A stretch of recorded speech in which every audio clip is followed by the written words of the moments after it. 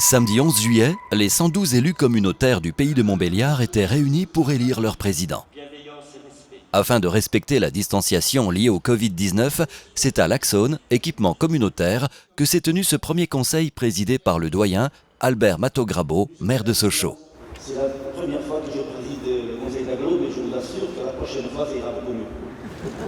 Après 2 tours de vote, Charles Demouge, maire de Fesches-le-Châtel, est réélu pour 6 ans président du pays de Montbéliard Agglomération face à Nicolas Paco, maire d'Étouvent, avec 68 voix contre 39. C'est beaucoup d'émotions. Les élus communautaires du pays Montbéliard sont partis dans un bel élan de démocratie. C'est une victoire qui est belle, je pense. Je remercie l'ensemble des électeurs. Cette réélection offre un nouvel élan et une gouvernance confortée pour l'agglomération qui était passée à 72 communes et 140 000 habitants en cours de mandature. On a réussi depuis 2017 à véritablement trouver une bonne formule de travail au niveau administratif, au niveau satisfaction sur les communes, etc. Tout n'est pas parfait, bien sûr.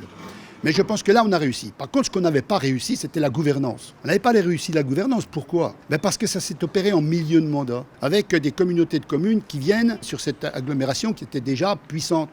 Et qu'est-ce qu'on a fait ? On n'a pas pensé à une gouvernance comme aujourd'hui.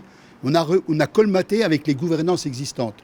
Et je pense que ça, pour moi, je considère, on a fait au mieux, mais ce n'était pas l'idéal. Et je pense qu'aujourd'hui, on est véritablement dans une vraie agglomération de 72 communes, avec 72 maires qui seront partie prenante de A à Z sur toutes les décisions. Partie prenante notamment grâce à la mise en place d'un conseil des maires. Un conseil des maires, c'est un séminaire de travail. Ça veut dire que régulièrement, et sur tout sujet important, les maires seront au départ des projets, au milieu des projets, à la fin des projets, et leurs réflexions qui alimenteront des commissions.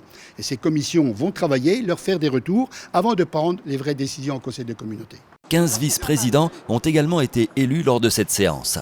Ensemble, ils auront comme première priorité de continuer de faire face à la crise. On est aujourd'hui dans une crise sociale, dans une crise de santé, dans une crise économique.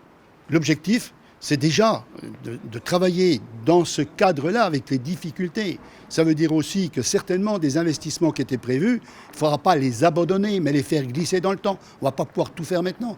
On a aujourd'hui besoin de finances de fonctionnement que l'on a perdu pour les différentes raisons, en particulier de la crise sanitaire.